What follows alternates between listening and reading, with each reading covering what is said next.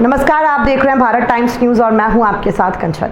भारत के उन्नत प्रदेशों में प्रथम स्थान रखने वाला गुजरात राज्य ही बल्कि दुनिया में अपने हीरो की चमक और वस्त्र उद्योग की रंगत से विशेष ध्यान रखने वाले सूरत शहर में वर्ष 2024 का चतुर्मास कर जैन श्वेतांबर तेरापंथ धर्म संघ के एकादशमाधिशास्ता खंड परिवारजक आचार्य श्री महाशमन जी ने ऐसी आध्यात्मिक गंगा बहाई है कि अब ये मानो एक धार्मिक नगरी के रूप में भी ख्यापित हो गई है। देश विदेश से गुरु सन्निधि में पहुंचने वाले हजारों श्रद्धालुओं की विशेष उपस्थिति व सूरतवासियों द्वारा की जा रही सुंदर आव भगत की चर्चा मानव सर्वत्र है।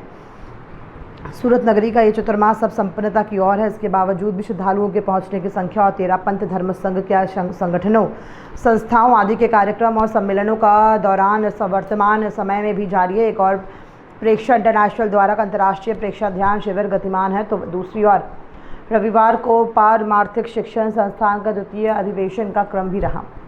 रविवार को महावीर संवत्सरण में उपस्थित विशाल जनता के पारमार्थिक शिक्षण संस्थान में प्रशिक्षण प्राप्त करने वाली मुमुक्षु व बुधार्थी बाइयों की भी विशेष उपस्थिति थी। कार्यक्रम के शुभारंभ में पारमार्थिक शिक्षण संस्थान के अध्यक्ष श्री बजरंग जैन ने अपनी भाभा अभिव्यक्ति दी।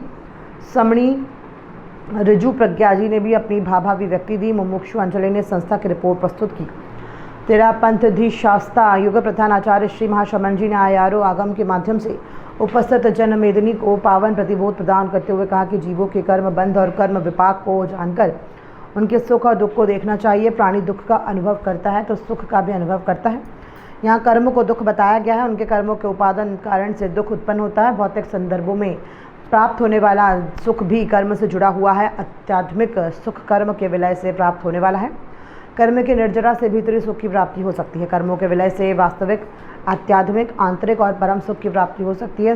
उस सुख की प्राप्ति के लिए कर्मों की निर्जरा और संवर की आवश्यकता है। संवर और निर्जरा को परमार्थ तत्व भी कह सकते हैं। मोक्ष के साधनभूत के रूप में संवर और निर्जरा प्राप्त होता है। आज पारमार्थिक शिक्षण संस्थान का दूसरा अधिवेशन हो रहा है।